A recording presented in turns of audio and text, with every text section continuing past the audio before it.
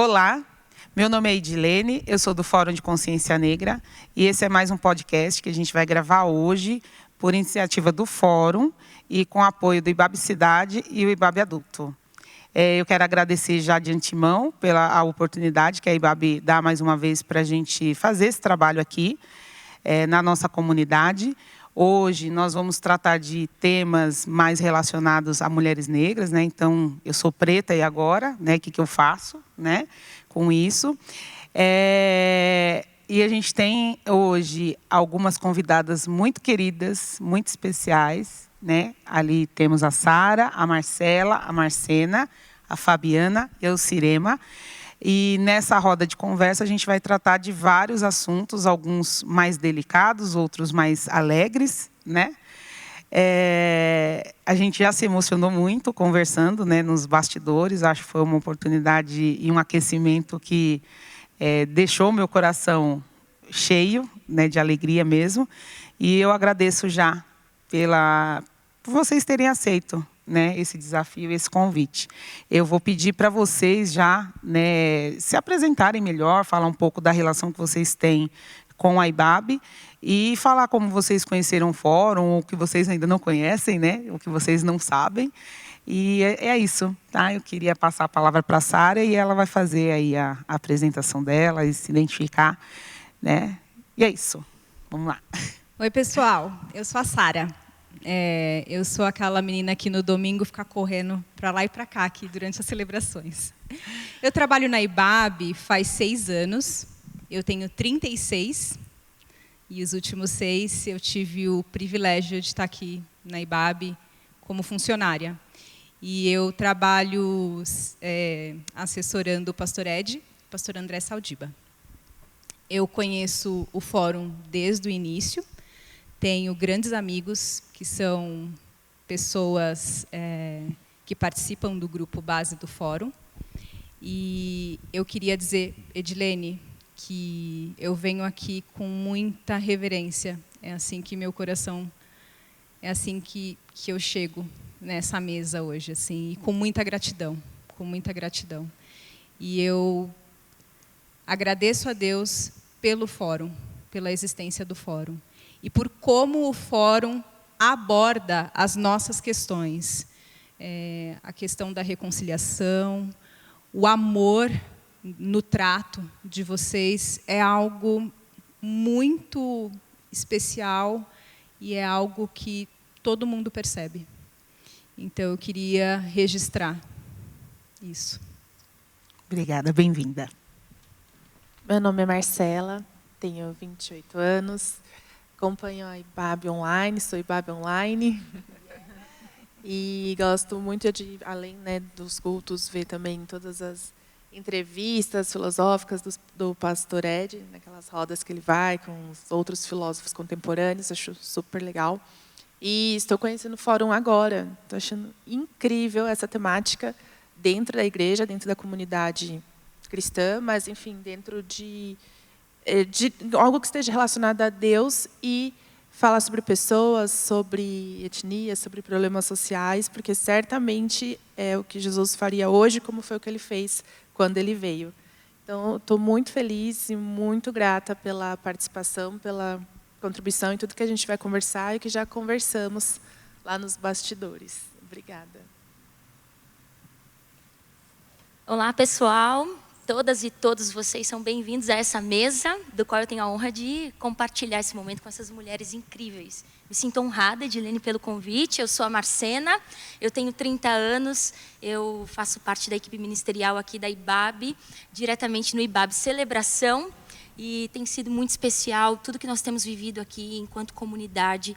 E falando especificamente do fórum, me sinto honrada pelo convite e a Sara e a Marcela falaram super bem aqui. Eu, na verdade, só quero acrescentar ao que já foi dito o quão especial é o trabalho que o Fórum faz ao dar voz a assuntos, mas também a vidas, a pessoas, a histórias.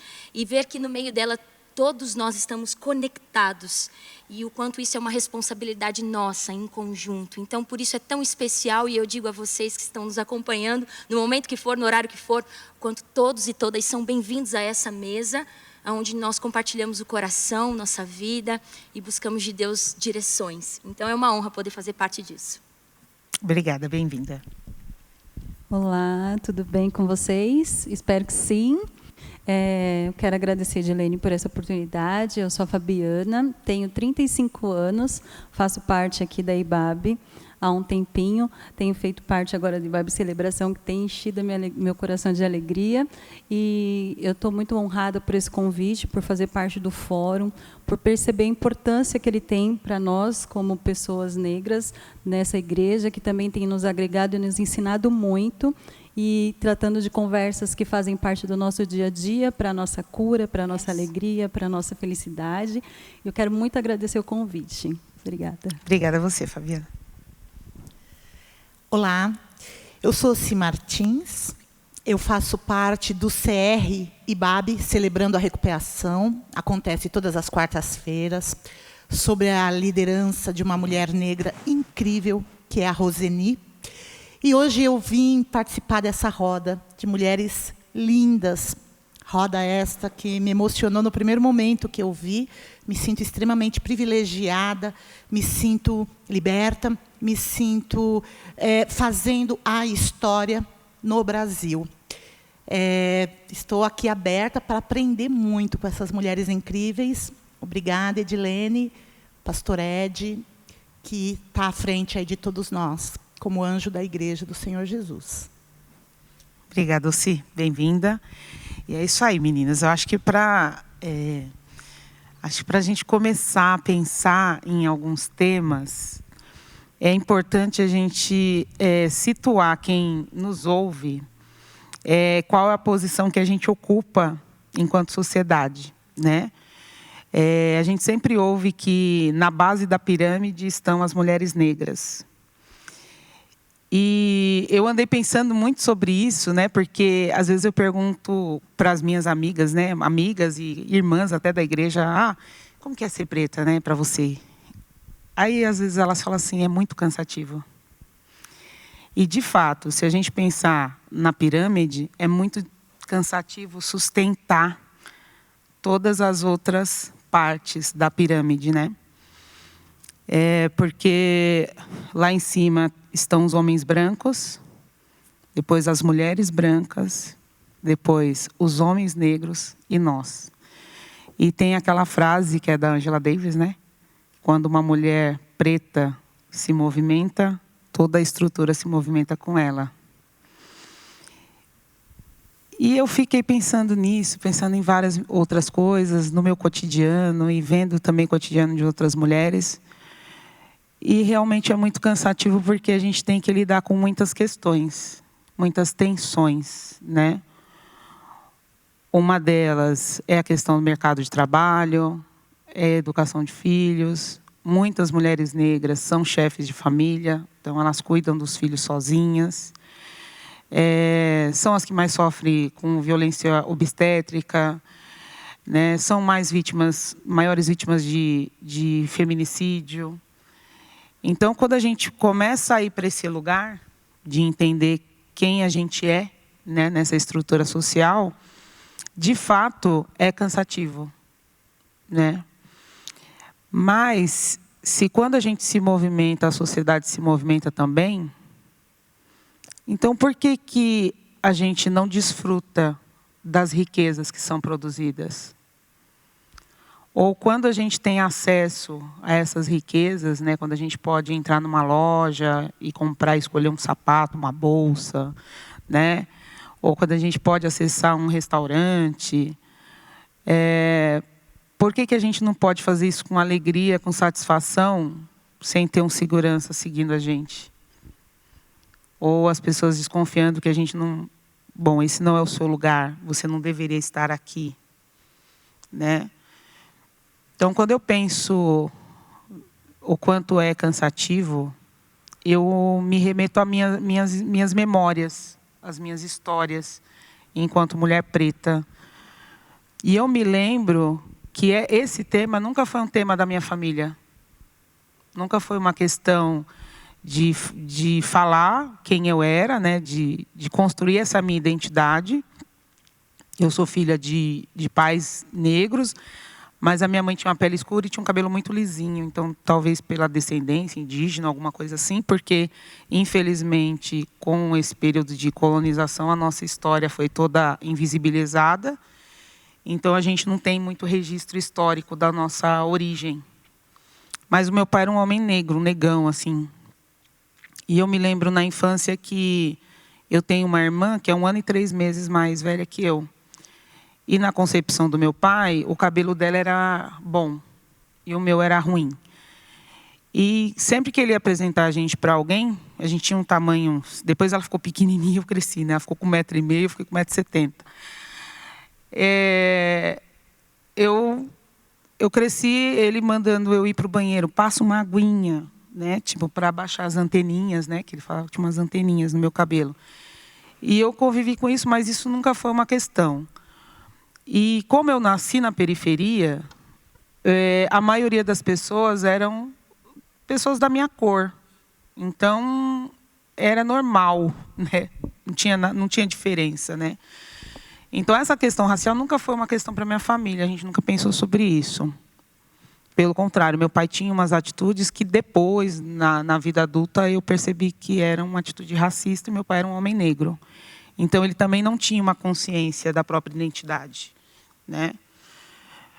E aí, eu fui descobrir que eu era negra na universidade, né? Num curso de mestrado, quando uma pessoa falou: a Edilene não deveria estar aqui, né? Porque ela é pobre, é negra, tal.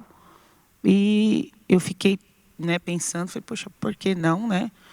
Aí a professora Jogo, ela era minha orientadora na época, e ela se achava no direito de sempre me pegar de exemplo para falar de alguma coisa.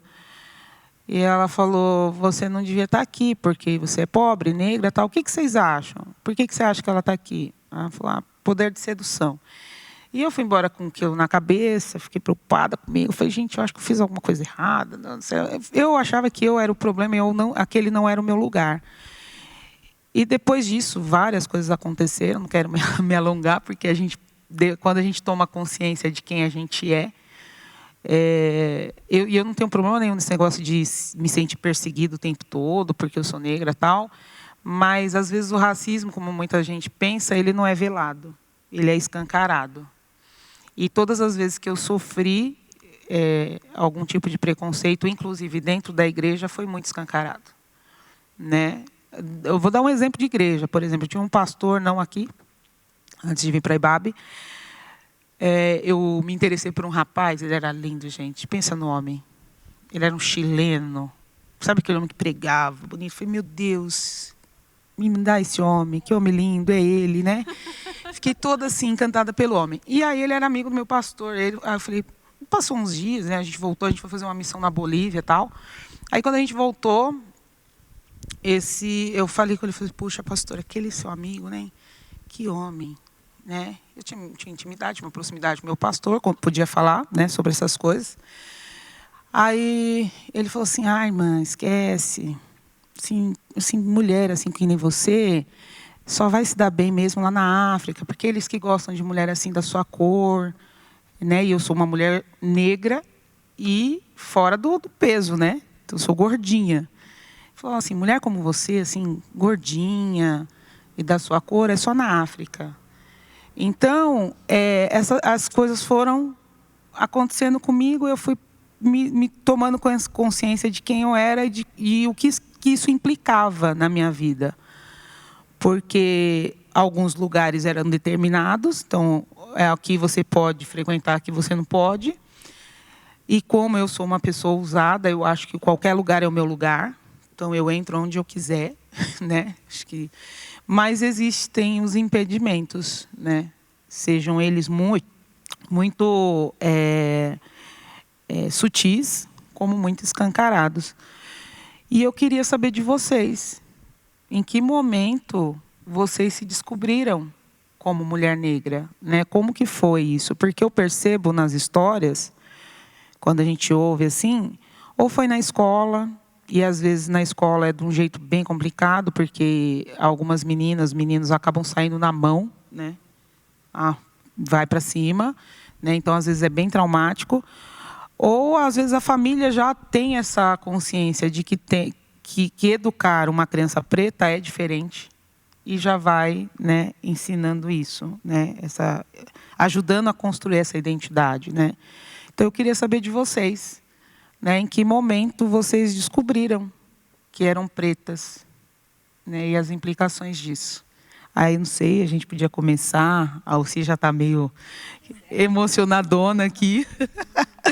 Mas, se quiser, fique à vontade.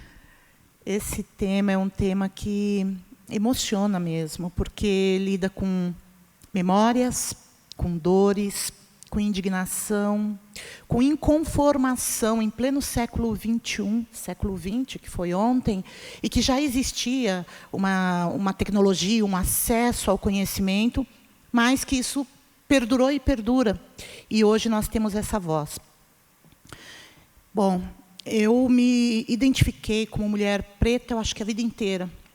Quando eu era criança, minha mãe nos colocou na melhor escola pública da região ali. Então, andávamos, eu e minha irmã mais nova, 30 minutos para chegar na escola. Só que era uma escola que não tinha crianças negras. Então, eu passei pelo neguinha do cabelo duro. E, para não ser estigmatizada como a neguinha do cabelo duro, minha mãe, com muito cuidado, muito amor sempre, fazia duas trancinhas, uma de cada lado aqui. E aí meu apelido era 2 floquinhos de arroz, que eram os 2 floquinhos. Foi assim. Depois eu fui para a adolescência, fazia parte da patota. Entrei para o time de vôlei, sempre fui alta, e joguei vôlei durante muitos anos da minha vida. Mas assim, eu era querida ali no meio, porque eu era engraçada, eu era legal e, aliás, eu até meio que me fazia engraçada para pertencer. Que é o que a gente chama hoje de racismo recreativo, né? Só que assim, na hora do namorinho, era as meninas brancas com os meninos brancos. Eu era a amiga legal, mas eu não era vista como a menina ideal para namoro pelos meninos da escola. E aí fui crescendo com essa carência, me sentindo meio aqui fora. E aí eu fui desenvolvendo toda uma vida profissional, por exemplo, num ambiente branco. Logo, muito menina, eu entrei num banco e fui trabalhar como escriturária. E ali eu já era uma diferença no meu bairro, na minha família, porque a maioria ali, por exemplo, no meu bairro, periferia, tinha meninas negras, meninas brancas, mas todo mundo ia ali para o trabalho de mais braçal, mercadinho, né? E aí eu fui para trabalhar como escriturária no banco. E ali eu acho também que eu já fui escolhida meio que para uma inclusão, já pensada lá atrás. Uma referência para dizer, olha, nós temos aqui. Foi bom, mas eu sentia essa diferenciação. Então, eu sempre tive essa consciência de mulher preta. Fui me desenvolvendo, fui crescendo, fui estudando. E meu sonho sempre foi entrar no conhecimento da ciência jurídica, me tornei advogada. E no meio, quase não tem. Os colegas sabem, pouco, não foi uma, não foram 2 ou 10 vezes que eu entrei no Fórum João Mendes, por exemplo, e que só tinha eu, como mulher preta.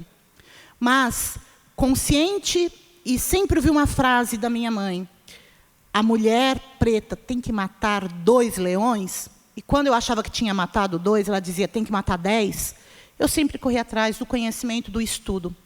E isso me trouxe uma respeitabilidade, e mesmo assim existiam as correntes, existiam as memórias que me diziam às vezes, ou que outras pessoas me diziam implicitamente, que eu não podia estar ali.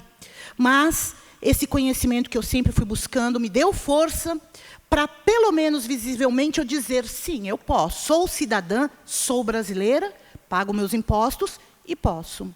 Mas aconteceram situações onde eu fui obrigada a colocar na mesa essa prerrogativa de, em primeiro lugar, cidadã, de mulher pertencente a esta sociedade brasileira, e tive, inclusive, que trazer a prerrogativa da minha carteira de advogada, para ser respeitada como uma mulher branca, ou o que chamariam de normal.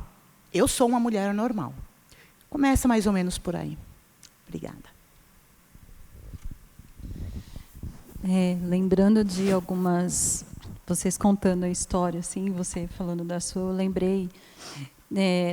no bairro que a minha mãe morava, tinha muitas crianças brancas. Mas eu me via como igual. Eu acho que eu tinha uns 8, 9 anos, e a gente brincava na rua, né, de peteca, e depois jogava vôlei. E eu acho que o primeiro impacto que eu tive de realidade, de ser negra, foi quando todo mundo entrou na casa, e eu fui a última a entrar. E aí uma dona da casa falou assim, oh, você esqueceu, uma palavra bem feia, o portão aberto. Mas ela falou só para mim, tinha 6 crianças, mas só fui eu que tive que voltar lá e fechar o portão. E aí aquele dia, e é uma dor que eu praticamente nunca comento, porque eu falei, poxa, por que só eu? A maioria era loirinha, tinha olhinho claro, e para mim a gente era tudo igual, mas ela mandou eu voltar lá. E a partir de então, eu fui me descobrindo, né? Entrei numa igreja que tinha muita referência de pessoas negras e que me ajudou muito, que foi ali que eu fui me enxergando. Depois eu me formei em auxiliar de odonto, né? Nem todo mundo conhece, mas eu sou auxiliar de dentista. Trabalhei muito, em alguns anos, até aqui no Parque do Ibirapuera, onde todos os dentistas eram brancos. Quando chegava um paciente, eles ficavam, nossa, como você é bonita! Poxa, que legal! Teve um que ainda falou assim, nossa, você até parece um saci.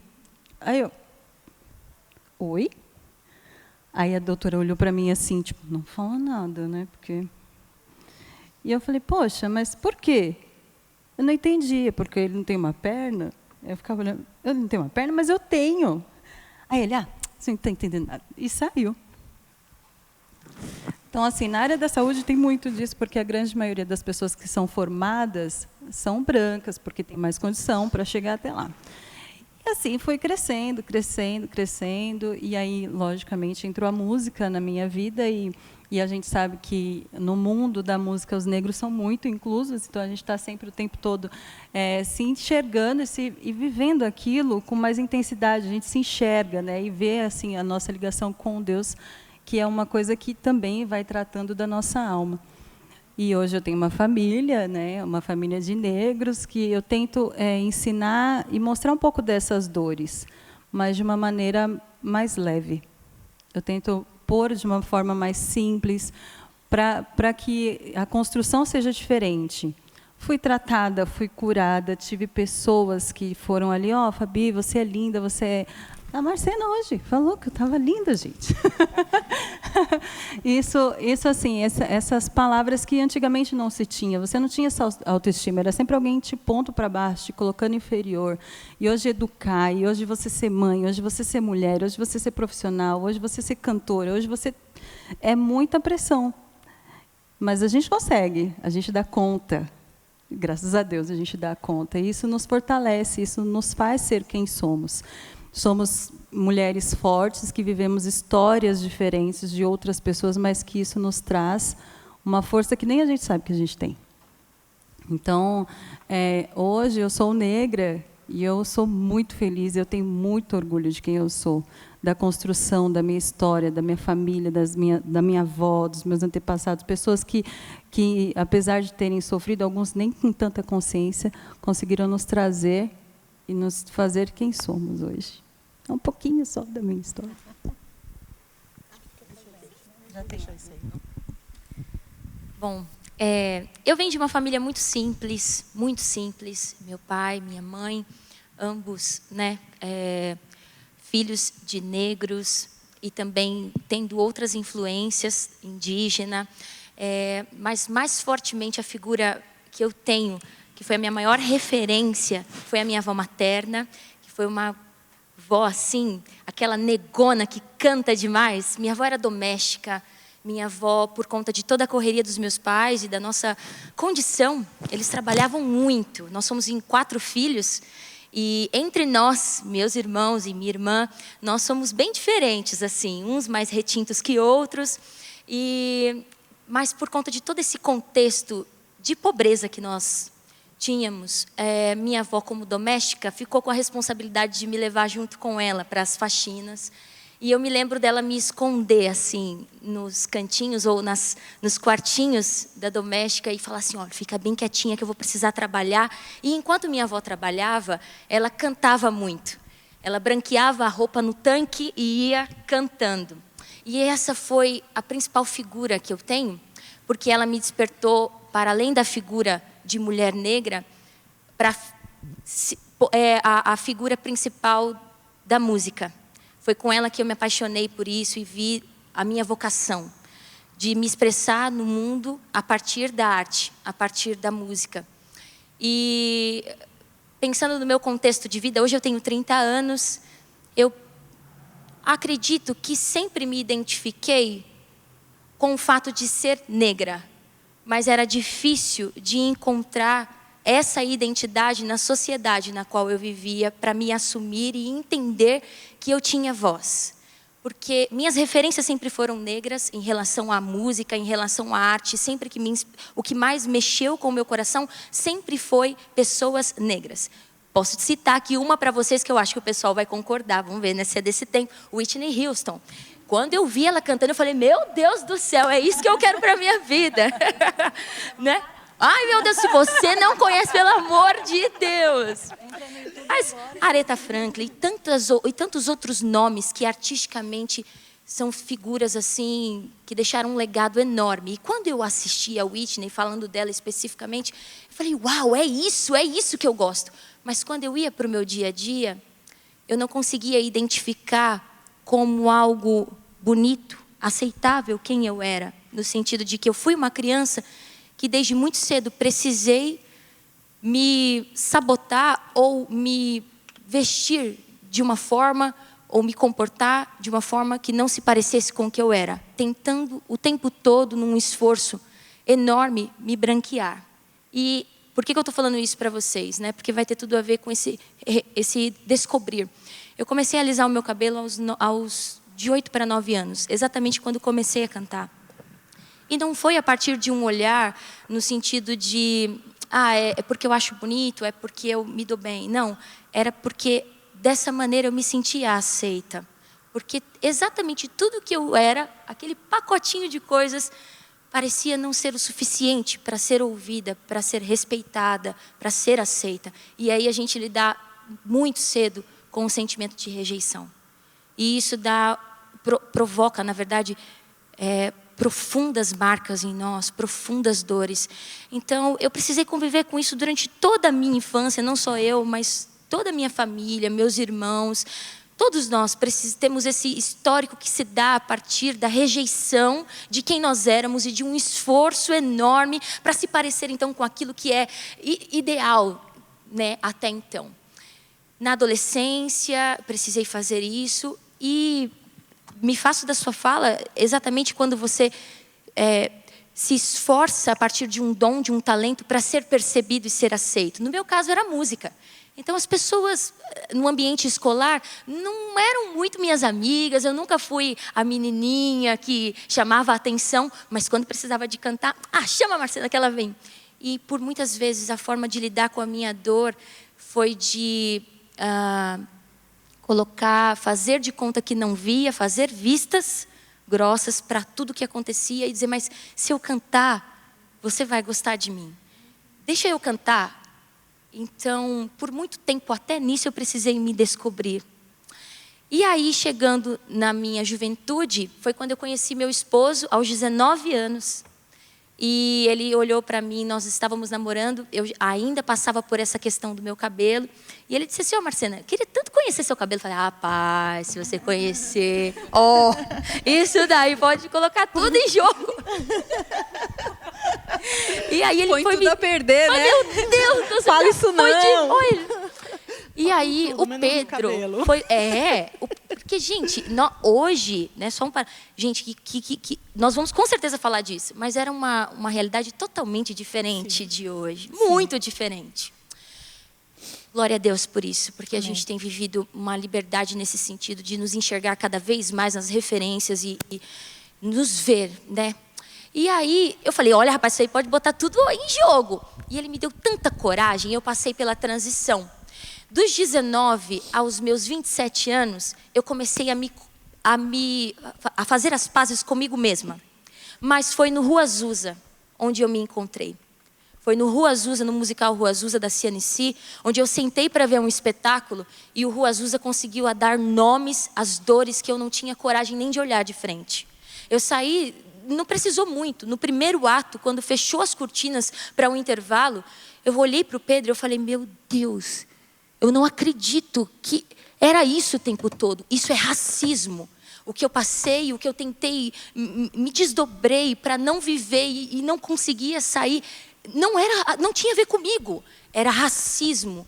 E aí foi quando o Azusa conseguiu dar nome para todas essas coisas. E ali, naquele ambiente do teatro e através da arte, que eu tanto busquei me expressar, a arte também se tornou cura para a minha vida. Foi libertação. Deus usou exatamente a maneira de expressão que eu tinha e que eu tenho no mundo para dizer, Marcena, peraí. Agora você precisa sentar e receber cura daquilo que você sempre fez. Então foi no Rua Azusa que eu me descobri e que eu fiz essa pergunta. Me descobri negra, me descobri uma mulher preta. E agora? É aí daí que começa. Posso furar? Eu só queria... Ficou uma ponta solta aqui, Edi. O que você respondeu para aquele pastor? O que eu respondi? Eu não respondi nada. Eu fiquei constrangida, envergonhada, porque eu achei que eu fiz uma coisa muito absurda. Sabe assim, eu me senti culpada de estar fazendo a pergunta, tipo, quem é aquele rapaz e tal, porque eu não esperava isso dele. Eu não esperava, porque ele era meu pastor, era com quem eu conversava coisas e tal. Então, quando a gente se depara com esse tipo de violência, é uma violência, né?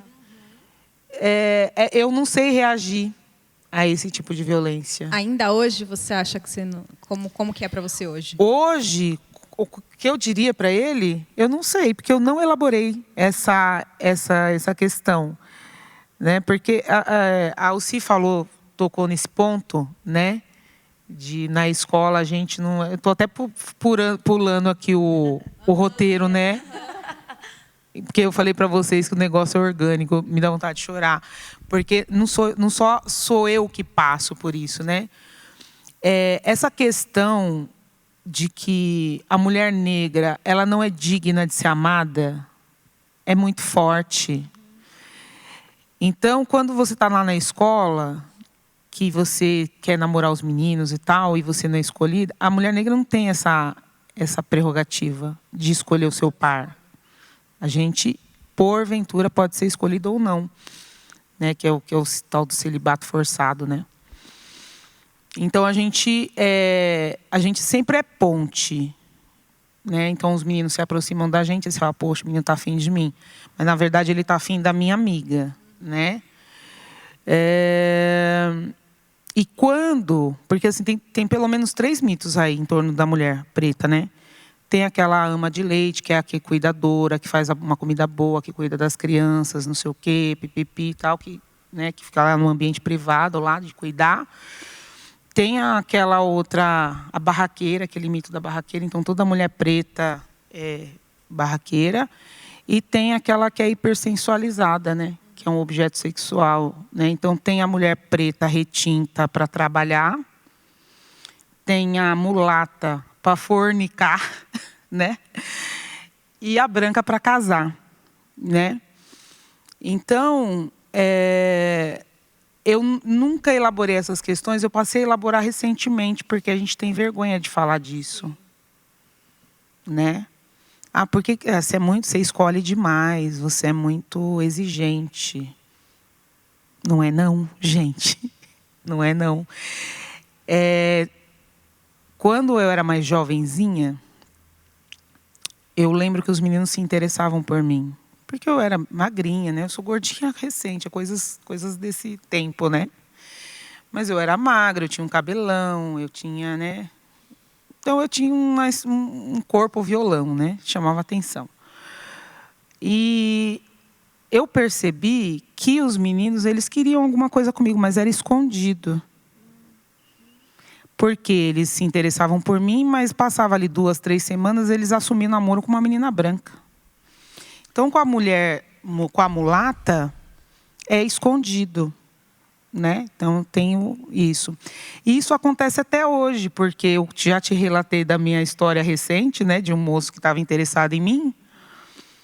E foi muito engraçado, porque eu falei assim, puxa, eu não acredito mais, né, no amor romântico e tal, isso aí não é para mim. Até falo pro pessoal do UFCN, às vezes pega no meu pé, eu falo assim, gente, isso aí é tudo, não acredito, vou ficar solteira, vou gastar meu dinheiro viajando, comendo bem e indo em show, né? Minha vida vai ser essa. E eles tiram sarro e tal, e surgiu esse mocinho, né? Todo apaixonado, mandando coisas para mim. E eu achei, falei assim, vamos dar corda para ver qual que é, né? Eu falei assim, poxa, vai ser diferente. O sujeito passou passaram acho que umas 2 semanas, 3 semanas. Ele falou assim, vai lá em casa. Poxa, o cara não me chamou para tomar nenhum café na padaria. Então, se você conversar com outras mulheres negras, você vai ver que elas nunca foram convidadas para ir ao cinema. Sabe aquela coisa da paquerinha, da conquista? Elas nunca foram convidadas para ir a um jantar. Sabe quando você se prepara para ir jantar com uma pessoa? Não tem isso para uma mulher negra. Entende? Então, quando esse pastor fala isso para mim, eu não elaborei, porque é uma coisa que a gente não fala, a gente tem vergonha de falar sobre isso. De não ter sido escolhida. De não ter a possibilidade de construir uma família. Eu sou uma mulher madura, solteira. Só eu que não falei minha idade aqui, não foi, gente? Mas escondeu? Não se espantem. Não se espantem. Tenho 45. Então, eu sou uma mulher madura. E não é porque nenhum rapaz se interessou por mim. É que todas as vezes era escondido. E na igreja é muito mais complicado ainda. Porque existe um padrão de mulher, né, que os meninos perseguem. Eu passei por 2 igrejas antes de vir para a IBAB. E eu não sou a primeira opção de ninguém. Nunca fui. Eu já fui step. Tipo, se não for, serve aqui. Mas eu nunca me deixei levar por isso, porque eu me converti aos 17. E eu tinha muita preocupação com isso, sabe? De agradar a Deus, tal, jogo desigual, aquelas coisas todas. E se eu fosse uma mulher preta, assim, ousada, assim, né? Eu poderia ter ido para o samba, mas eu não podia ir para o samba, eu era crente, né? Entendeu? Eu cresci assim, né? Que não é lugar para crente. Então, você não casou porque não quis, tem tanto negão por aí e tal. Tem muito negão por aí, mas eles estão no samba, gente. Se o Ed me liberar para o samba, para eu ir no samba... mas tem muito negão que quer loira, né? Mas os homens negros bem-sucedidos, eles não escolhem uma mulher negra. Eles escolhem uma mulher branca por uma questão de status, é uma mulher troféu, né? Eles querem mostrar, eles querem falar pro cara branco, olha, eu posso pegar a sua mulher, né? A mulher que você pega, eu também pego. Então, tem isso, né? E a gente tem os estudos aí sobre solidão da mulher negra, tal. Isso é uma realidade. E a solidão não só na questão afetiva, né? Mas também é uma solidão nas amizades, né? Porque a gente também passa por esse período, né? De não ter amizades consistentes mesmo, a não ser que você forme o seu próprio quilombo. Pode ver que tem muitas mulheres negras que acabam tendo amizade só com mulheres negras, porque o diálogo flui, né? Essa coisa de sororidade, que a gente fala tanto, só existe sororidade da mulher branca com a mulher branca. Da mulher branca com a mulher negra não existe. Né? Não existe por quê? Eu sou coordenadora pedagógica de uma escola. E, às vezes, a gente faz convocação, né? Fala assim, olha, leva para sua mãe, fala que eu quero conversar com ela, tal, questão de rendimento, não sei o que, disciplina, tal. O menino fala, minha mãe não pode, ela vai perder a diária. Então, assim, no geral, a patroa dela é branca. Como que ela vai chegar com papel de convocação da escola? Eu preciso amanhã na escola do meu filho. Ela falou, ah, não, você não vai, quem vai limpar minha casa? Então, essa sororidade que o pessoal fala não existe, né? Então, se ela se importasse mesmo, né, com essa outra mulher, ela fala, não, vai lá, eu seguro aqui para você. Não tem. Então, a gente vê esse aquilombamento aí das mulheres pretas justamente porque não existe essa contrapartida lá, da mulher branca se sensibilizar, de que o filho da doméstica também precisa estudar, precisa ter uma ascensão social, né? Não tem esse movimento. Mesmo porque muitas meninas que são filhas de doméstica acabam se tornando domésticas também. Porque é o que resta para elas, não tem essa possibilidade de estudar e de avançar, né? De assumir outros postos, né? Então, quando você me pergunta o que eu diria hoje, eu não sei. Porque são tantos atravessamentos, né? São tantas coisas que eu não paro para elaborar, e não parei ainda, eu acho que eu deveria, né? Até para promover cura e tal. Mas essa questão afetiva é muito séria, assim, né? As pessoas dão de ombros, tal. Eu tenho amigas retintas que nunca se casaram e assim, nunca tiveram um parceiro. Enquanto eu, por exemplo, eu tenho amigas brancas que já casaram 2, 3 vezes. Aí você pergunta, quantos namorados você já teve? Né? Então, é um tema que assim, é muito sensível para mim, não só para mim, mas acho que por muitas mulheres. Se você der voz, né, sobre esse tema, a gente vai ouvir muitas histórias difíceis. E é interessante que as mulheres negras também são as que mais sofrem abuso sexual, né? São violentadas. Então, são muitas coisas assim, que a gente tem para pensar, viu, Sarita? A gente só está começando, hein? Poxa, desculpa, cortei aí, ó. Marcela. Então, a gente volta. Quando eu me descobri negra, acho que desde criança, eu sempre tive consciência que era uma criança negra, uma menina negra. Eu vim desse ambiente que, infelizmente, não é a maioria, mas de que já tem essa conscientização por parte dos pais, principalmente a minha mãe, né? Então, a parte que eu lembro, minha mãe já trabalhava, já tinha feito a faculdade, estava fazendo mestrado, então ela conscientizava muito eu e meu irmão sobre questões raciais, ela levantava muito a nossa bola, não no sentido só de ser mãe coruja, mas realmente ser negro é lindo.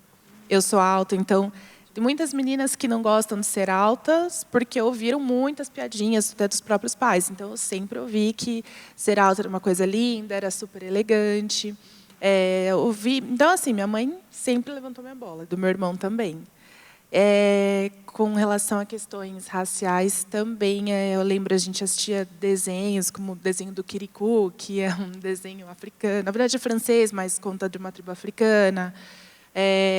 Novelas de época, eu lembro livros de história, vendo da escola mesmo, escola pública, então eu já tinha muito essa percepção, crianças negras, o racismo e tudo mais. Só que tem uma questão também, conforme eu fui crescendo, eu sempre ouvi pessoas falando assim que eu não era tão negra assim, que eu era índia, que eu era manauara. E eu não falava nada, simplesmente as pessoas falavam para mim, nem tocava muito nesse assunto, mas as pessoas falavam, mas você não é tão negra, mas você é isso, mas você é aquilo. E aí, passado um tempo, eu fiquei pensando se isso era uma vantagem ou uma desvantagem. E aí eu cheguei nessa divergência. Se for uma vantagem, tem uma dor, porque é uma vantagem só para mim. E as outras pessoas, e os outros negros? Então, esse ponto sempre fiquei pensando na minha cabeça. Não adianta as pessoas não fazerem piadinha comigo, mas fazerem com outras pessoas. Ou não fazerem na minha frente, mas vão fazer nas outras pessoas. E uma outra questão também é de sempre ter pessoas querendo provar que não são racistas, mas elas acabam se complicando muito. Elas começam, né? Aquele famoso mas. Esse caso. Esse caso famoso que teve, né? A pessoa vai tentar explicar, complica mais ainda, né? Então todos os ambientes que eu frequentei, a maioria das vezes tinham mais pessoas brancas mesmo, na escola, mesmo escola pública. Na faculdade, eu fui bolsista, então dos poucos bolsistas que tinham, dos poucos negros que tinham na faculdade, todos eram bolsistas.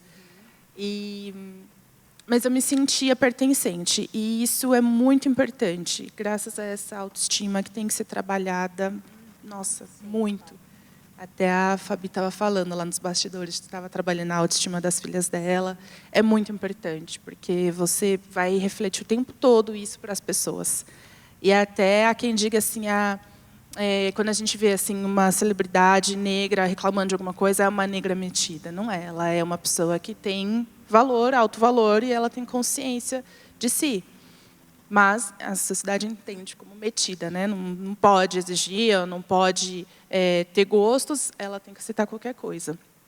Então, essa questão da autoestima é muito, muito, muito, muito importante. Muito importante, porque aí você se define. E o caminho para o negro, para a mulher negra, para a comunidade negra, inevitavelmente, tem que ser o conhecimento, tem que ser o estudo. Porque é nesse momento que você vai abrir a boca, você vai falar, e as pessoas vão te ver, as pessoas vão te entender, as pessoas vão sair daquele estereótipo do marginalizado, daquele que faz barraco.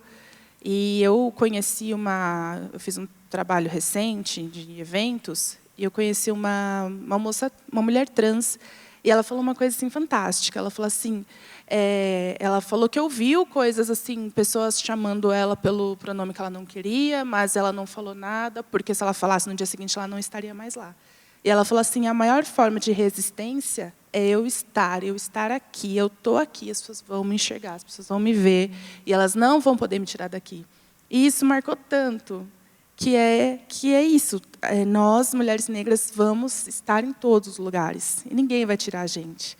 E as pessoas, a melhor forma de resistir é estando lá, as pessoas vendo, as pessoas nos olhando como iguais. E isso é fantástico. Então, esse processo de ser negra, eu sempre soube que eu era negra, passei por esse momento de vantagem e desvantagem, falar, você não é tão negra, você é índia, você é não sei o quê. E agora eu tenho entendido cada vez mais que ser negra, ser alta, ser mulher, é uma coisa maravilhosa, que eu amo. Que legal.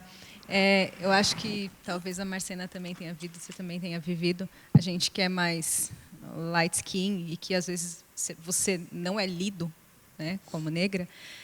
Comigo já aconteceu de uma pessoa fazer uma piada racista do meu lado com outra pessoa, porque ela não achava que aquilo fosse me atingir, sabe? É muito louco. E eu cresci nessa confusão total. E te ouvindo aqui, falando da sua mãe, nossa, mães, falem com seus filhos, porque isso muda a existência dessa criança. Isso é incrível, que privilégio, que coisa maravilhosa. E eu fiquei pensando, nossa, como teria mudado minha vida, como teria feito diferença na minha vida. Gente, eu vou contar uma história só aqui e talvez eu me emocione, tá? Então, já adianto. Eu lembro com muita clareza, eu sofria racismo, acho que quase diariamente na escola, quase que diariamente. E eu lembro com muita clareza de uma vez que eu cheguei em casa, assim, e eu cheguei chorando tanto, chorando, assim, inconsolável. E eu peguei uma escova de cabelo e eu parei na frente do espelho e eu comecei a pentear meu cabelo assim com muita força. Eu penteava meu cabelo e minha mãe me viu chorando, olhando para o espelho. E ela pegou a escova da minha mãe e falou, filha, o que você está fazendo? Porque eu estava me agredindo, na verdade. Aí eu falei para ela, mãe, eu sou feia. Eu ouço isso todo dia. E ela tirou da minha mão, ela falou, não, filha, você é linda. Olha no espelho e fala que você é linda. Então, isso é uma das histórias, é uma das minhas histórias, assim, porque me marcou profundamente, profundamente. E, assim, infelizmente, o meu pai, que é um homem preto, ele não tinha consciência da negritude dele. E ele não pôde conversar comigo, me explicando o que estava acontecendo ali. E foi uma confusão, assim. foi uma confusão na minha cabeça, isso a minha vida inteira. Eu lembro de uma vez que eu fui num acampamento de crente, muito famoso, pode falar o nome? Não, gente, não, né? A gente não tem dinheiro para pagar os advogados. A gente tem uma advogada aqui, gente. Lá liberado, aqui. pode denunciar. Pode denunciar. Gente, ó, muito famoso. Quem tem a minha idade foi, tá? Aquele acampamento de criança que você ia lá, ficava uma semana, aquele lá mesmo. Nesse acampamento, eu lembro que assim, a gente dividia em quartos, né? E tinha um grupo de meninas e eu me sentia muito sozinha, assim. Eu falei, mas por que eu fico sozinha? E aí eu tentava me enturmar, eu tentava ser legal, eu tentava de tudo, mas nada dava certo. E aí eu lembro que uma dessas meninas chegou, que era meio que a líder, assim, da turma, né? Chegou e falou assim para mim, mas sem o menor cuidado, né? Sabe por que a gente não fica com você? Porque você é feia, porque seu cabelo é feio. E aquilo acabou comigo, porque eu estava naquele ambiente, meus pais não estavam ali, eu tive que aguentar uma semana de ficar naquela solidão, foi a coisa mais horrível. Mas isso marcou a minha vida. E aí, quando minhas irmãs, elas assumiram o cabelo delas antes de mim, assim, anos antes, né, os cachos. E aí teve uma hora que eu falei, e aí, né? Acho que eu vou entrar nessa também. E foi o meu cabelo que me fez enxergar quem eu sou. E foi tão interessante que aí eu cortei meu cabelo, tal, aí eu estava com um blequinho, assim. Aliás, meu cabelo fica desse tamanho, assim, a coisa mais linda. Quem me conhece há mais tempo já viu. E aí, era a época do Facebook, porque para mim já não é mais época, mas foi um dia. Aí no Facebook eu postei uma foto. Não sei, né? A galera ainda curte, né? Aí eu postei uma foto e coloquei uma frase da música da Vanessa da Mata. E eu me perguntava, eu sou neguinha? Aí eu coloquei essa frase assim embaixo da foto. Porque era exatamente o que eu estava sentindo. Eu olhei no espelho, eu me vi com aquele blequinho, quando eu terminei a transição, falei, gente, olha só, e agora? É isso, né? Posso assumir, né? É isso daqui? E isso explicou muito. E aí você olha para trás, você revisita as experiências e se fala, então, olha lá. Então era isso. E quando eu te perguntei, Edilene, o que você responderia, porque assim, enquanto você contava essa história, eu revisitei as minhas memórias. E eu também nunca soube reagir. Porque, na verdade, você fica se perguntando qual é o seu problema. Nós não fomos ensinadas a nos defendermos. Homem e mulher. O negro não foi ensinado a se defender. Por isso nós e quando não a gente se defende, pelo menos eu era assim, minhas irmãs também, a gente metia a mão, a gente brigava, a gente saía xingando. Porque é a primeira reação. Isso, porque assim, porque para uma pessoa branca isso não é uma questão, né? Ela está dentro do padrão, né? Vocês que são mais, né, com a pele mais clara, passaram por isso, né, de ser feia e tal. Mas se você fala com uma mulher retinta, né, um negro retinto, né? Isso aí é o tempo todo, né? Eu costumo dizer que a cor chega primeiro, né? Ninguém quer saber, né? Sim. Não pergunta, né? Então, eles não querem saber quem você é, né? Então, por exemplo, um menino negro, a gente tem várias orientações que a gente dá. Olha, não anda de capuz, né? Com moletom com capuz, não anda de boné, não sai de casa com guarda-chuva, você precisa ter uma capa de chuva, né? Então, a educação é diferente. Isso não passa pela cabeça de uma mãe branca. A mãe branca não vai se preocupar. Meu filho está na rua, né, espero que ele chegue inteiro, tal. Mas as mães, né, que têm filhos pretos, ela não sabe se ele vai e volta. É sempre essa angústia de não saber se o filho volta para casa, né? Então, quando a gente passa por uma situação de violência, se bater em você, bate também. Se te xinga também. Então, a gente é ensinado assim. E quando a gente passa pelo processo de educação, fala assim, olha, não é para bater nas pessoas, tal. Então, eu não posso bater, eu vou fazer o quê? Então, isso a gente não aprende. Né? E eu entendo também que tentaram apagar a história, né, da nossa ancestralidade, a força da nossa ancestralidade, isso foi tudo planejado. E aí nós não temos essa passagem de valorização da nossa origem lá atrás. E por não ter porque não foi permitido, né? Então nós não temos esse material para poder combater essa fala racista de diminuição do povo preto, da mulher preta, porque não foi passado pela ancestralidade.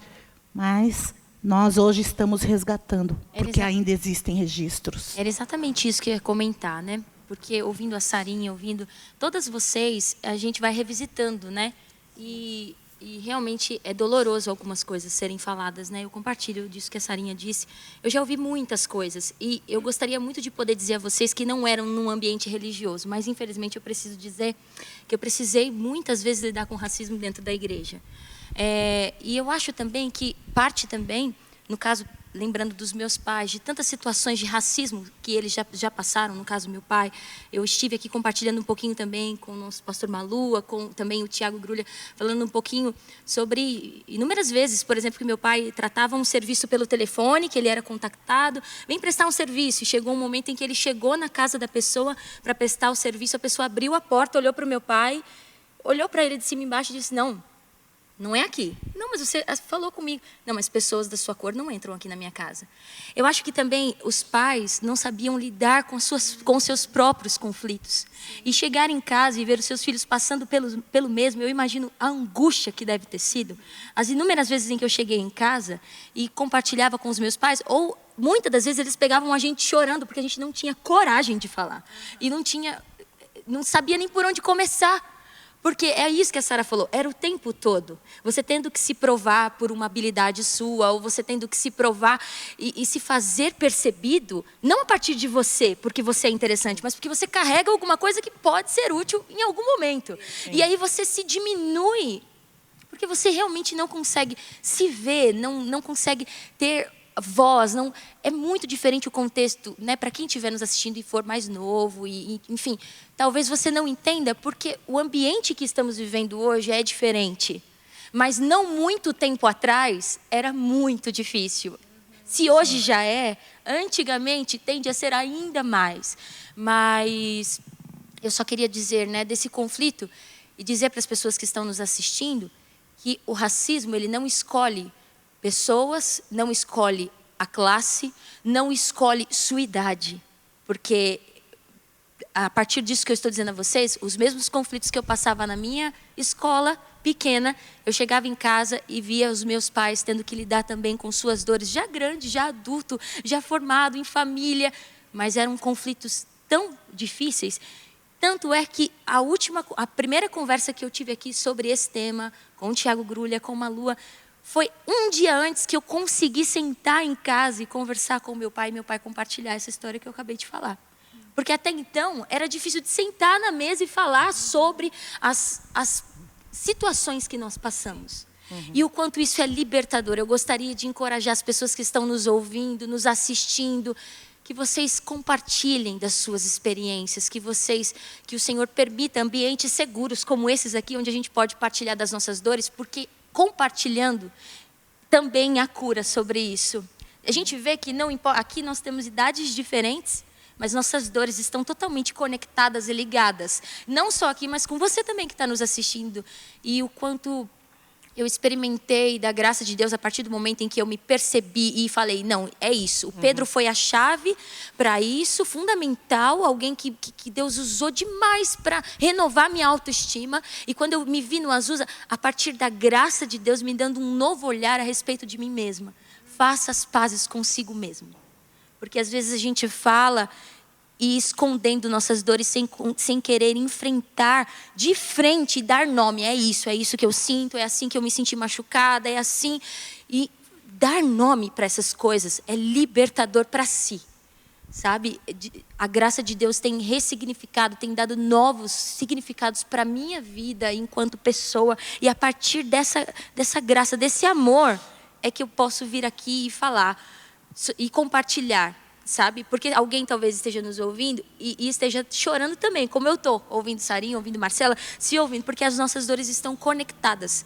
Mas existe uma graça que ressignifica tudo isso. Existe um amor de Deus que nos liberta, que restaura a nossa identidade, que nos faz enxergar quem nós somos e, a partir desse olhar, nos reconectarmos com o que nós somos e reconectar tudo ao nosso redor. E isso é maravilhoso. Amém. Amém. Queria só aproveitar, usando que o racismo não tem idade, eu comentei com as meninas de uma situação vivida com a minha filha. Ela passou a primeira infância numa escola particular, e um dia ela chegou em casa triste e falou assim: mãe, eu sou brown? Aí todo mundo, filha, ué, o que é brown? Até a gente associar que ela estava falando inglês para a gente. Mãe, eu sou brown. Eu falei: filha, você é marrom. Não, é porque um menino na escola falou para mim assim: ah, sua negra, vai para lá. E aí, quando ela falou isso, a primeira reação de nós como mães é primeiro lembrar daquilo que a gente já viveu e não querer transmitir a mesma dor. E aí eu coloquei e falei: filha, mas você não é negra? Você é brown. Ela: ah, então eu sou. Eu falei: porque na cabecinha dela, obviamente que a forma que foi dita foi uma forma agressiva. É um xingamento, né? Exato. Então, dependendo da forma que você fala, ela vai levar aquilo como uma... estão me xingando de negra, não sou isso aqui, não. E aí eu peguei, depois conversando com o meu marido, a gente foi no colégio, a gente conversando com os amigos que ficaram super revoltados, queria que eu fosse lá, usando do poder da negra barraqueira, e vamos lá, vamos quebrar tudo. Mas não, a gente conversou, e a partir daquilo o colégio teve a consciência e fez uma reunião toda, com a escola toda, e foi falando que não existia esse tipo de conduta no colégio. A partir dessa pequena conversa, como ela mesma disse, mudou, transformou uma história, né? E a gente nem estava imaginando isso. E eu acredito que trabalhar na autoestima, hoje a gente tem essa consciência, trabalhar na autoestima das nossas crianças. Hoje ela é uma menina que ela acredita muito nela, ela confia nela, ela tem aquela confiança, é empoderada, você vê que ela faz maquiagem, ela se arruma, ela tem estilo, ela pinta cabelo, mas foi a partir do momento de uma conversa, de uma forma de lidar com o mundo. E a gente não teve isso, né? Aí, quando você fala da igreja, meus pais também eram de uma igreja mega tradicional. Meu pai era músico, minha mãe era música. Cantava, tocava, mas eles eram meio, né? Ele era topzinho, aí minha mãe era mais escurinha, então excluía um pouco a minha mãe.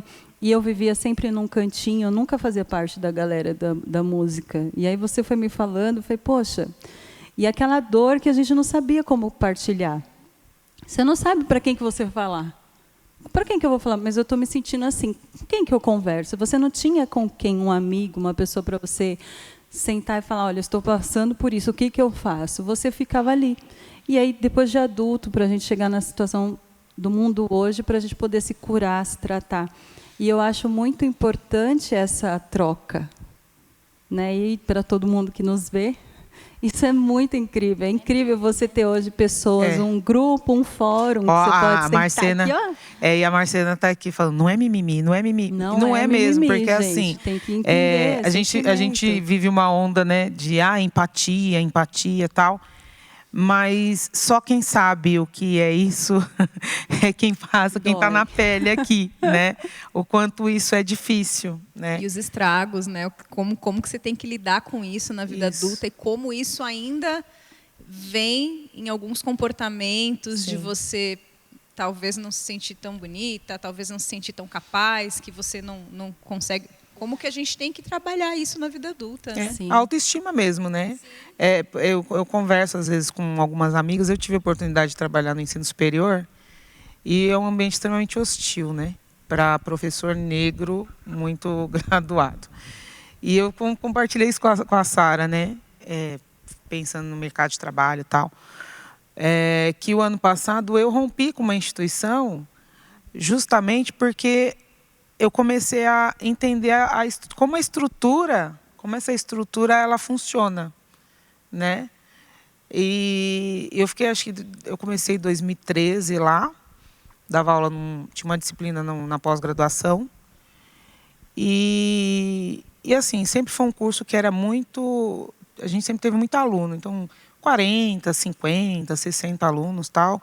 Chegamos a ter 2 turmas numa época, 2 turmas de 40, tal. Então, na instituição, era um curso que funcionava bacana. Com a pandemia, a gente perdeu muito aluno. E quem era a coordenadora do curso era uma amiga minha. A gente estudou junto, fez mestrado junto, tal. Ela fez doutorado depois, porque, como ela é branca, e as oportunidades são diferentes para nós, né? Então, ela teve outras oportunidades que, infelizmente, eu não consegui continuar, né? Uma questão de sobrevivência mesmo. E não consegui dar continuidade, mas ela se tornou reitora da universidade, só que mesmo como reitora, ela tinha 2 disciplinas na graduação, uma disciplina na pós-graduação, coordenadora da pós-graduação. Então, assim, era muita coisa para uma pessoa. E aí, o que aconteceu? Peraí que estão me chamando. Gente, peraí. Quem está me chamando? Josi, vem aqui, Josi. O povo te conhecer. Vem aqui, Josi. Por favor. Vem, Josi. O Josi Quer é a pessoa participar? mais famosa Esse da aqui IBAB. não é uma roda para os meninos, é só roda para as meninas. Tá, peraí, Josi. Ele precisa montar o palco. Não, a gente tá caminhando para o final. Vocês estão atrasados com a gente. A gente só para se você vier dar um oi Vocês aqui, ó, atrasaram na com a câmera. gente, mas a gente vai Josi. continuar mesmo assim. O Josi não vai participar dessa roda, só de meninas pretas. Então, aí o que acontece? Só para você bem rápida agora, então, né, Josi? O que acontece? Aí, essa pessoa fazia todas essas coisas. Eu era só professora de uma disciplina. Quando chegou a pandemia, que a gente perdeu um monte de aluno, o que aconteceu? Ela falou assim, ó, a gente vai fechar o curso. Para não fechar o curso, você não quer assumir a coordenação? Aí eu falei, mas quantos alunos a gente tem? Ela falou, a gente deve ter uns 3, mas a gente precisa de mais uns 7 para não fechar. Aí eu falei, ok. E o que eu tenho que fazer? Não, você tem que conseguir aluno, fazer a propaganda do curso, tal, não sei o quê, orientar os alunos, orientar TCC, tudo isso. Mas quanto que eu vou ganhar? Ela falou assim, por enquanto nada. Você só vai passar a ganhar alguma coisa quando os alunos começarem a pagar. E é 7% do valor total. Aí eu falei, eu me senti muito desrespeitada, porque eu já estava lá desde 2013, eu sou uma profissional, eu tenho experiência, né? E eu me senti desrespeitada e falei. Eu falei assim, aí eu fui com a minha militância, né? Falei, vocês na branquitude, né? A branquitude ela tem esse modo de agir. Quando são os de vocês, vocês oferecem os melhores postos. Você não faria uma proposta dessa para uma pessoa branca ou para os seus. Tanto que eu sei que tem familiar dela, que não tem muita experiência, mas ocupa cargos de liderança na instituição, tal. Enfim, não vou entrar nesse papo, senão vai dar problema. Mas é uma proposta extremamente indecente. Eu trabalho com educação há 20 anos. Sabe? Eu estudei e tudo isso de ser sempre o dobro, fazer mais. Eu sempre tive que fazer muito mais para chegar. Então, eu decidi romper, né? Sem medo, porque às vezes a gente tem medo de romper com algumas estruturas porque a gente acha que não vai conseguir outra coisa melhor. E Deus tem me honrado muito. Deus honra a gente, né? E eu tenho tido experiências muito interessantes com Deus nesse sentido. Então, quando a gente começa a entender como que esse mecanismo funciona, a gente não aceita mais e qualquer lugar é o nosso, como você falou, né? A minha resistência é estar lá. Né? Então, eu não quis estar lá porque eu escolhi não estar mais lá, porque eu não vou mais me sujeitar. Né? E as pessoas precisam me respeitar. Igual, né? Elas precisam me respeitar pelo que eu sou, né? Pela minha trajetória, pela minha história e tal. Mas a gente não tem muito mais tempo. Eu queria tanto ficar conversando mais com vocês aqui. Gente, a gente conversou pouquinho. Aí já estão falando para a gente terminar. Vocês acham justo isso? Não, a gente não conversou quase nada. Inclusive, se eu puder falar uma última coisinha que eu queria muito falar. Eu vou dar palavras finais aqui para vocês, porque eu já falei muito, falo mais do que a boca. E aí vocês fazem as considerações finais de vocês aí e a gente vai encerrando. Tá ótimo. Nós falamos muito sobre a questão de cabelo aqui e eu compreendi que o cabelo é a segunda maior ferramenta, aliás, a segunda maior arma que os opressores usam para oprimir o povo negro. Porque, como eu disse, por conta do extermínio que fizeram com a nossa ancestralidade, nós não ouvimos dos nossos ancestrais que o nosso cabelo é maravilhoso como é, que ele tem um porquê de ser como é. Porém, no mundo de hoje, na tecnologia de hoje, eu, enquanto mulher preta, usufruindo dessa liberdade que foi conquistada e que está sendo oferecida também, eu tenho o direito de usar o cabelo que eu quiser. Então, se eu quiser usar o meu cabelo afro, eu continuarei sendo uma mulher preta. Se eu quiser usar o meu cabelo liso, eu continuarei sendo uma mulher preta. Porque o meu cabelo não me define. Porque eu sei quem eu sou. E é isso que eu falo para você, mulher, que se menospreza por conta do seu cabelo. Transição, não transição, se você não se identifica com a transição, que seja por você se assumir o que você é enquanto sujeito de direito e enquanto filha amada de Deus. Mas não porque alguém disse que você é menos bonita, porque o teu cabelo não está no padrão que foi imposto. Porque nós não somos europeus. Embora a grande maioria de nós aqui temos, sim, um grande percentual de ancestralidade europeia. Mas não é isso também que nos define. O que nos define é a nossa integridade, é a nossa dignidade e a nossa possibilidade de sermos seres humanos. Enquanto seres humanos, mulheres. E mulher preta. Então, minhas considerações finais são gratidão. Eu gosto de falar gratidão porque a palavra obrigado, muito obrigado, também é um termo, uma terminologia, etimologicamente falando, que foi imposta, que ela tem um significado pautado lá na escravidão, na inferioridade. Quando a pessoa se sentia grata, era dizer muito obrigado. Eu tenho a obrigação de fazer. E se eu estou recebendo, eu não estou fazendo nada mais do que simplesmente relevar esse meu agradecimento. Então, eu digo gratidão pelo convite, gratidão pelo espaço, gratidão por conhecer vocês. Tenho certeza que vamos caminhar juntas, ainda muitos caminhos.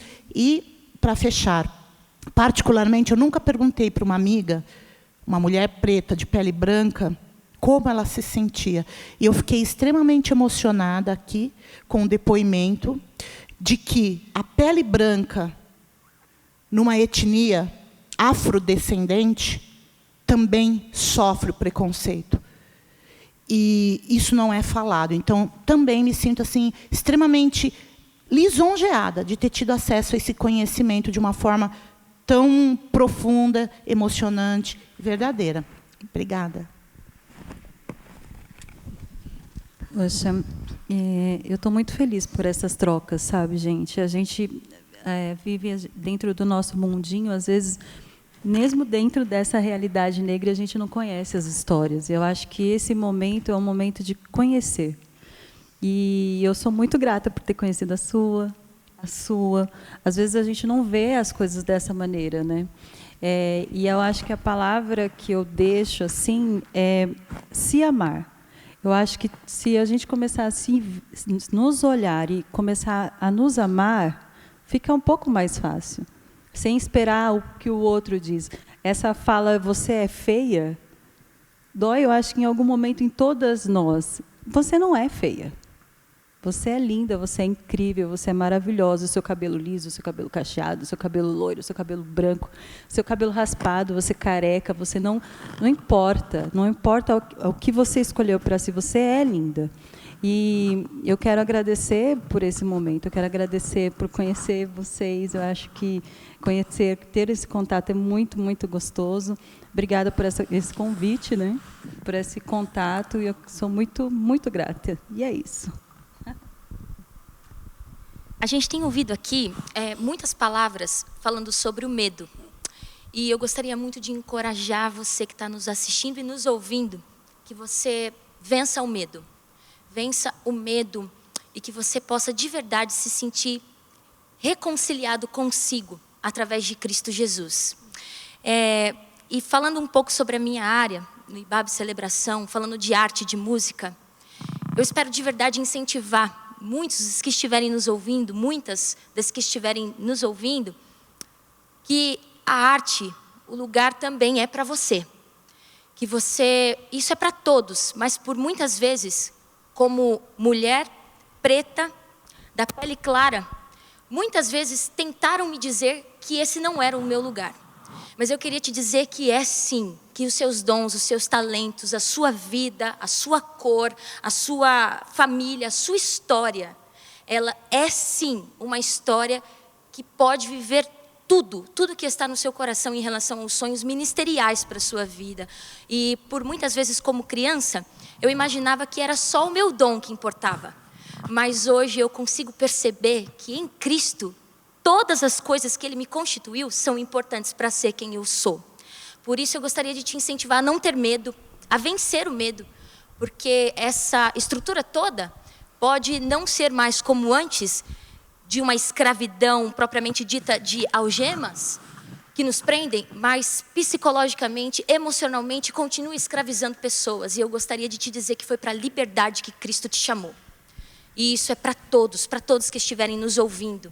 Mas especificamente falando para as mulheres pretas, para os homens pretos que estiverem aí, independente da tonalidade, mais retinto ou menos, não falando das dores que se divergem mesmo, mas te falando hoje, eu gostaria de te encorajar a viver os sonhos de Deus para a sua vida. Ministerialmente falando, aqui também é o seu lugar, exercendo arte, exercendo música, compondo canções, ministrando. Esse sim é um lugar para nós estarmos sim, que por muito tempo foi dito que não.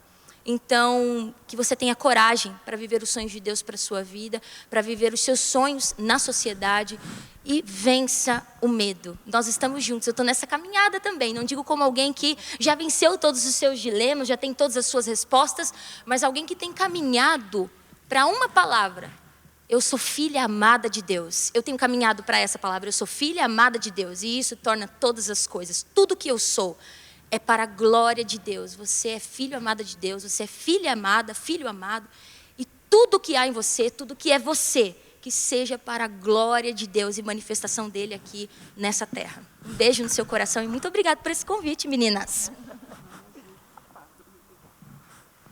Eu sou a pessoa mais feliz do mundo quando eu vejo pessoas negras nos mais diversos postos de alto escalão. Então, outro dia eu peguei o ônibus e tinha uma motorista mulher. Não era negra, mas era mulher. E aquilo, sério, já ganhou meu dia. Eu falei, gente, que incrível, uma mulher dirigindo um ônibus. Então, quando eu vejo qualquer outra profissão, um médico, um advogado, enfim, e as profissões todas são dignas, desde do chão de fábrica até o mais, os negros, sim, eles têm que ter cara de todas as profissões. E vai acabar esse tempo que a gente olha um homem branco de olho azul, esse é doutor, esse é médico. E a gente vai ver, sim, esse homem negro, ele também é doutor, é médica. Essa mulher é também, ela pode ser qualquer profissão que ela quiser. E em Cristo, sabendo, total consciência, estudando a palavra de Deus e sabendo quem é Deus, e em Cristo sabemos que não há maldição alguma em sermos pessoas negras, em ser negro. E eu quero muito que cada pessoa negra assim, no Brasil recupere isso, que ele não sinta que isso é uma prisão, é uma maldição. E tudo aquilo que é uma memória genética muito forte, um consciente coletivo de muito tempo, toda essa falta de consciência, né, que pessoas negras têm ao tratar mal os seus negros, é porque para evitar o sofrimento. Né? Quando foi falado aqui na mesa, quantos pais ou avós que falavam isso de baixar o cabelo, vou clarear a raça. Por quê? Porque essa memória, ser negro é muito sofrido, você sofre, você é odiado. Mas, graças a Deus, chega um tempo que as coisas começam a melhorar. E em Deus mesmo, quando eu penso em Jesus na cruz, ele levou a dor de todo mundo. Eu tenho entendido isso cada vez mais. Levou a dor do racismo, a dor do preconceito, a dor de questão estrutural, financeira.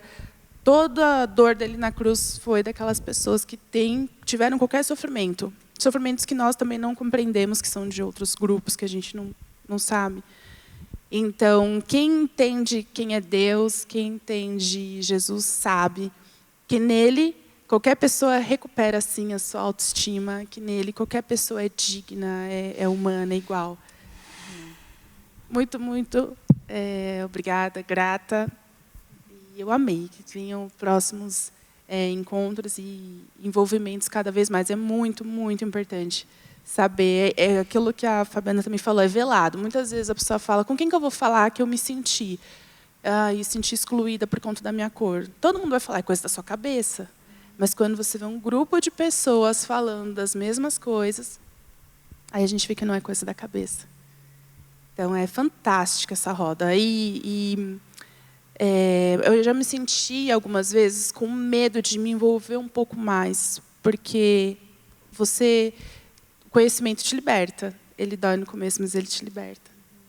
Então, sair da bolha, sair, né, desse lugar confortável, dói, mas é incrível, porque a nossa missão na Terra é ajudar outras pessoas. Cada qual no seu grupo, a começar dentro de casa. Às vezes a gente não precisa ganhar o mundo, viajar o mundo para ajudar pessoas, é dentro da sua casa, dentro do seu grupo, dentro das questões. Estou muito, muito feliz. Foi muito gratificante esse momento. Eu vou terminar. Tá bom. Eu queria agradecer também por essa oportunidade, por vocês me aceitarem. Eu acho essa troca da gente aceitar o outro nesse lugar que coloca todo mundo em torno de uma mesa. É muito lindo isso. É muito especial. E eu acho muito legal, Edi, a gente ter dentro dessa frase mulher negra essa diversidade também. Sim. E aí eu queria falar com você que, como eu, é essa confusão aqui, né, que você está vendo. É o talvez, né? Você pode ser o sim, você pode ser o não, mas a gente é o talvez, né? E de como isso ainda precisa ser conversado no Brasil. Como ser mestiço precisa ser conversado. Onde é que a gente fica? Quem nós somos? Então, espero que a gente tenha começado essa conversa, né? Mas eu sei que muita gente se viu representada nas nossas falas. E é interessante, quando você fala sobre cabelo, eu pensei sobre mim. Eu falei assim, no meu caso, é uma decisão política o meu cabelo. Porque se eu aliso o meu cabelo, eu não estou sentada aqui. Eu não estou sentada aqui. Eu me passo por branca com o cabelo alisado. Então, no meu caso, é uma escolha política e afirmativa da minha história e de quem eu sou. Então, isso é muito interessante, né? Eu achei muito, muito bonito a sua fala e eu falei, nossa, muito legal, mas eu não poderia, né? Mas lindo, muito rico. Obrigada, Edilene. Meninas, eu quero agradecer a oportunidade. Acho que todas as vezes que a gente se reúne é sempre algo novo e desafiador, não só para mim, mas para o FCN, né, do modo geral, porque a nossa luta ainda só está começando, né? A gente ainda enfrenta muitas resistências para falar desse tema, porque é um tema delicado, porque falar do nosso lugar, né, os lugares que a gente precisa ocupar, que a gente tem que estar, significa mexer em alguns privilégios. E nem todas as pessoas estão dispostas a abrir mão dos seus privilégios e ver pessoas como eu ou como vocês ocupando alguns espaços. Então, por isso que a gente é tão violentado e a gente é tão excluído e deixado de lado. Ainda não chegou o tempo de repente, a gente ver uma igualdade racial. A gente ainda vai precisar falar disso por algum tempo, não sei se por muito tempo, porque a tomada de consciência ela é algo que é gradativo e cada um tem o seu tempo para amadurecer, para expandir, né?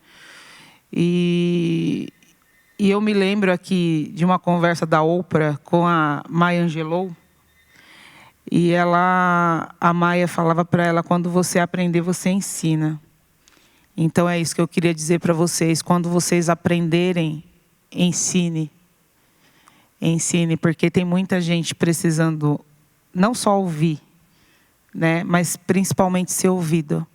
Porque durante muito tempo o nosso povo foi silenciado, continua sendo silenciado, ou até morto, né? Porque existe uma política de genocídio, de extermínio da população negra, que ainda acredita, né, nos termos lá da colonização, de que o Brasil é um país que só vai dar certo se as pessoas forem brancas, se elas forem branqueadas.